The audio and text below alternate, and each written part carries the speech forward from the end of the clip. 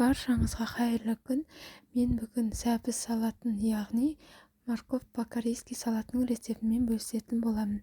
Менің каналыма тіркеліп, лайк басуды ұмытпаңыздар. Ең алдымен сәбізімізді үккіштен өткіземіз.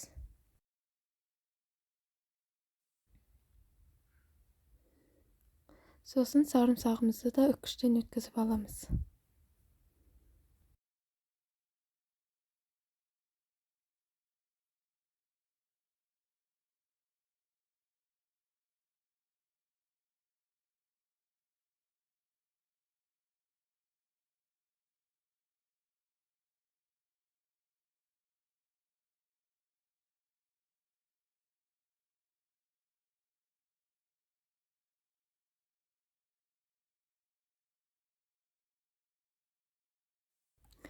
Қызып тұрған сұйық майымызды сарымсағымыздың үстіне құямыз.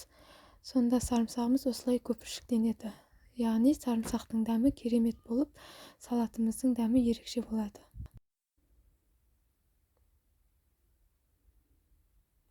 Дәміне қарай тұз, қызыл бұрыш және де осындай приправаны саламыз.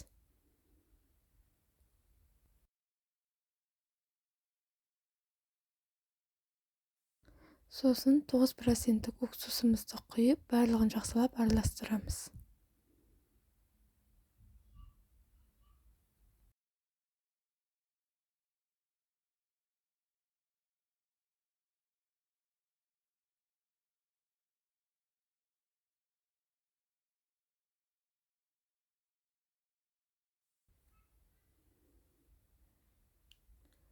Міне біздің осымен салатымыз дайын. Жасап көріңіздер. Тез 10-15 минутта дайын болады. Барлықтарыңызға ас болсын.